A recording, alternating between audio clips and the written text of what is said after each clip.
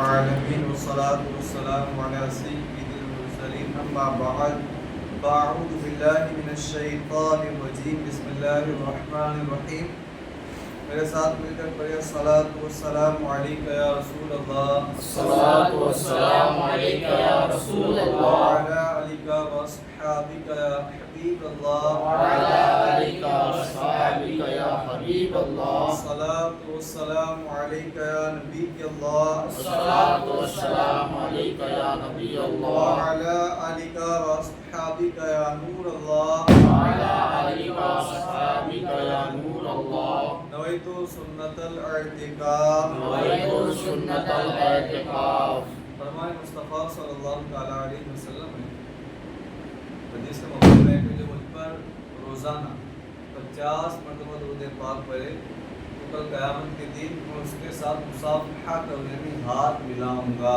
سبحان اللہ صلو علی الحبیب صلی اللہ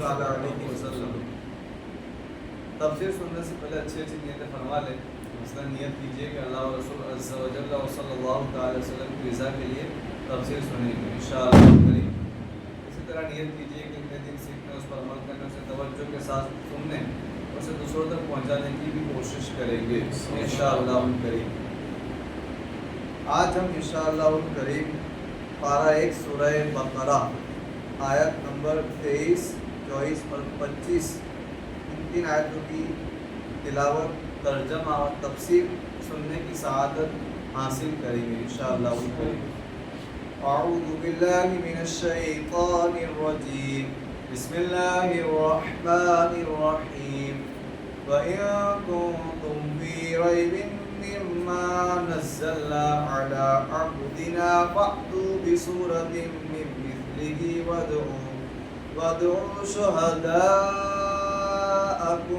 من دون اللہ ان کنتم صادقین۔ ترجمہ اور اگر تمہیں اس کتاب کے بارے میں کوئی شک ہو جو ہم نے اپنے خاص بندے پر نازل کی ہے تو تم اس جیسی ایک صورت بتا لاؤ اور بنا لاؤ اور اللہ کے علاوہ اپنے سب مددگاروں کو بلا لو اگر تم سچے ہو۔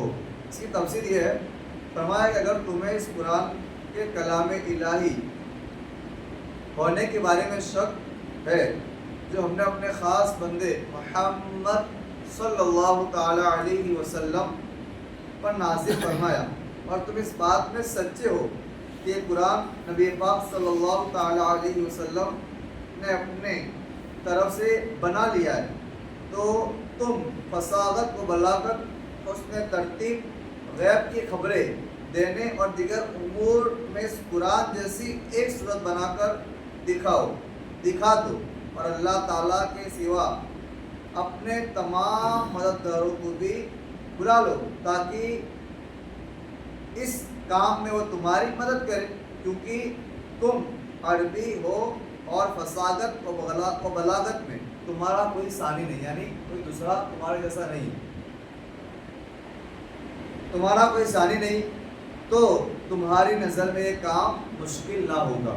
اہم باتیں نمبر 1 رسول پاک صلی اللہ علیہ وسلم کو اپنا خاص بندہ فرمانے میں آپ کی شان محبوبیت کی طرف اشارہ ہے۔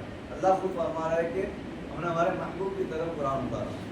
حضرت فرماتے ہیں کہ تاج الشیعہ رحمۃ اللہ تعالیٰ فرماتے ہیں کہ مصطفیٰ ذات یکتا آپ ہے، یک نے جس کو یک بنا، یک کہتے ہیں ایک کو یعنی اللہ عز و جل ایک ہے تو یک نے جس کو یک بنایا یعنی ایک نے ایک کو ایک بنایا، یک نے جس کو یک بنایا آپ ہے، آپ کی خاطر بنائے دو جا اپنے خاطر جو بنایا آپ۔ یہ ہمارے اعلیٰ حضرت تاج الشیعہ رحمۃ اللہ تعالیٰ علیہ کی محبت ہے۔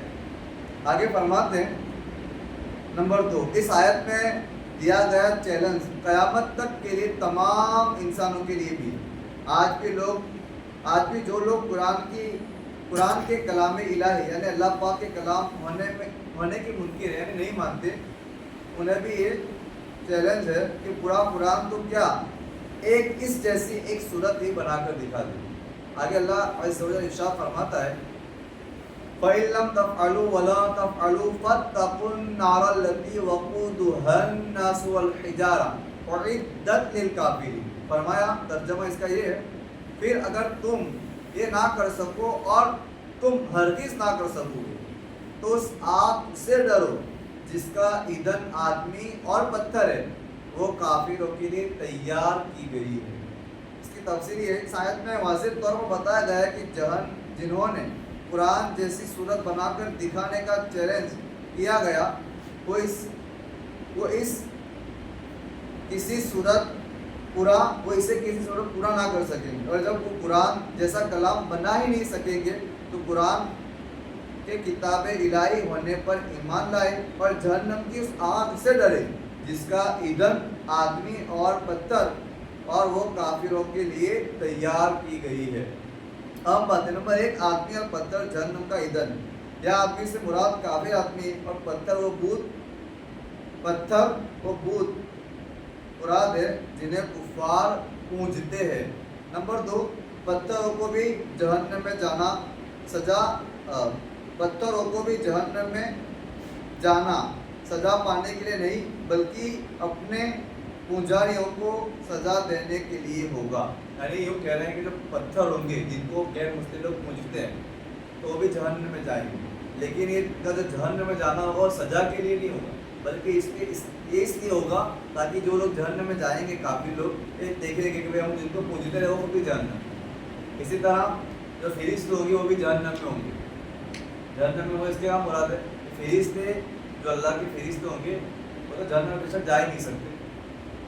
وہ جو جہنم میں ہوں گے ان کو عذاب دیں گے، تو ان کے لیے وہاں فرشتوں کو معمول کیا گیا ہے. یعنی فرشتے بھی جہنم میں ہوں گے، لیکن اس لیے نہیں ہوں گے کہ ان کو معاذ اللہ عذاب ہوگا، بلکہ اس لیے ہوں گے کہ وہ عذاب دیں گے. ان کے اوپر ان کی ڈیوٹی ہوگی کہ وہ عذاب دینے کے لیے مقرر کیے گئے ہوں گے. آگے فرماتے ہیں اللہ عز و جل ارشاد فرماتا ہے وَبَشِّرِ الَّذِينَ آمَنُوا وَعَمِلُوا الصَّالِحَاتِ أَنَّ لَهُمْ جَنَّاتٍ تَجْرِي مِن تَحْتِهَا الْأَنْهَارُ كُلَّمَا رُزِقُوا مِنْهَا مِن ثَمَرَةٍ رِزْقًا قَالُوا هَذَا الَّذِي رُزِقْنَا مِن قَبْلُ وَأُتُوا بِهِ مُتَشَابِهًا وَلَهُمْ فِيهَا أَزْوَاجٌ مُطَهَّرَةٌ وَهُمْ فِيهَا خَالِدُونَ.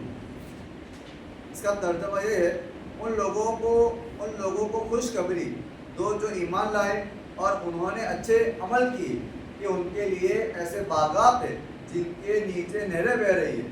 جب انہیں ان باغوں سے کوئی پھل کھانے کو دیا جائے گا تو کہیں گے یہ تو وہی رزق ہے جو ہمیں پہلے دیا گیا تھا، حالانکہ انہیں ملتا جتنا پھل پہلے دیا گیا تھا.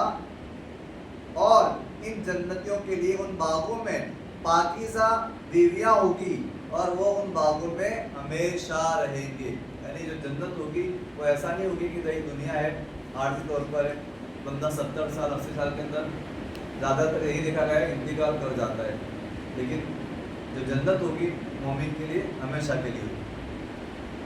اس کی تفسیر یہ ہے کہ کفار کو جہنم میں ڈرانے کے بعد اب ایمان لانے اور نیک عمل کرنے والوں کو جنت کی بشارت دی جا رہی ہے، جو کہ آیت کے ترجمے سے واضح. عام بات ہے. نمبر 1، ایمان صحیح عقائد اختیار کرنے کا نام. ایمان کسے کہتے ہیں کہ جو صحیح عقیدہ ہے اس کو اختیار کیا جائے. اور نیکیاں وہ عمل ہے جو شرعاً اچھے ہو، ان میں فرائض و نوافل سبھی داخل ہیں.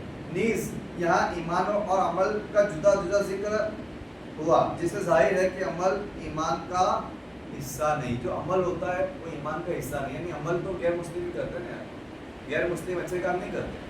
غیر مسلم بھی لوگوں کو کھانا کھلاتے ہیں، غیر مسلم بھی لوگوں کی مدد کرتے ہیں، لیکن یہ ان کا جو عمل ہوگا ان کو ثواب نہیں ملے گا. آپ پوچھیں کیوں نہیں ملے گا؟ کیونکہ وہ ایمان نہیں لائے. اگر وہ ایمان لاتے اور عمل کرتے ثواب ملتا. آگے بتاتے ہیں نمبر 2، جنتی پھل رنگت میں آپس میں ملتے جلتے مگر ذائقے میں یعنی مزے میں جدا جدا ہوں گے. اس لیے جب دوسری بار پھل مانگیں گے تو جنتی کہیں گے کہ پھل تو ہمیں پہلے بھی مل چکا ہے، لیکن لذت یعنی مزہ نہیں اور لطف زیادہ ہوگا. یا یہ مانا ہے کہ جنتی پھل شکل و صورت میں دنیاوی پھلوں کی طرح ہوں گے. جب یہ پھل انہیں ملیں گے تو وہ کہیں گے تو یہ تو وہی پھل ہے جو اس سے پہلے ہمیں دنیا میں دیا گیا. ان پھلوں کی شکل و صورت ایک جیسی ہوگی، لیکن جنتی پھل ذائقے میں مزے میں دنیاوی پھلوں سے بہت اعلیٰ ہوں گے. جنتی بیویوں خواہ عورتیں ہو یا دنیا کی عورتیں، سب کی تمام ظاہری و باطنی اخلاق گندگیوں سے پاک ہو۔ اہل جنت کو نہ کبھی موت آئے گی اور نہ ہی انہیں جنت سے نکالا جائے گا، یعنی جو جنت ہوگی اس کے اندر یہ ساری نعمت ہوگی۔ اور دعا کریں تو اللہ تعالیٰ کی بارگاہ میں اللہ عز و جل جو کچھ باتیں بیان سب سے پہلے مجھے اور پھر ان تمام کو عمل کرنے کی توفیق عطا فرمائے۔ کہ اللہ پاک مسلمانوں کو بیماریوں، قرض داریوں، بے روزگاریوں، بے اولادیوں، جھوٹے مقدموں اور طرح طرح کی پریشانیوں سے نجات عطا فرمائے۔ کہ اللہ پاک ہم نے جنت کے بارے میں سنا ہے، اللہ پاک ہمیں جنت کی اعلیٰ سے اعلیٰ نعمتیں عطا فرمائے۔ کہ اللہ پاک ہمارے جو مرحومین اس دنیا سے رخصت ہو گئے، اللہ پاک ان کی بے حساب مغفرت فرمائے۔ کہ اللہ پاک ان کے لیے جنت کے دروازے کھول دے۔ کہ اللہ پاک ان کے لیے جنت میں آقا صلی اللہ تعالی علیہ وسلم کا پڑوس ہونا نصیب فرمائے۔ کہ اللہ پاک ہمیں بالخصوص زیر گنبد خضرا جلوہ محبوب صلی اللہ تعالی علیہ وسلم میں شہادت، جنت البقیع میں مدفن اور جنت الفردوس میں اپنے پیارے حبیب صلی اللہ تعالی علیہ وسلم کا پڑوس نصیب فرما۔ کہتے رہتے ہیں دعا کے واسطے بندے تیرے کر دے پوری یا رسول، ہر بے کو سمجھ پور کے آمین بجائے خاتم نبی صلی اللہ تعالی علیہ وسلم۔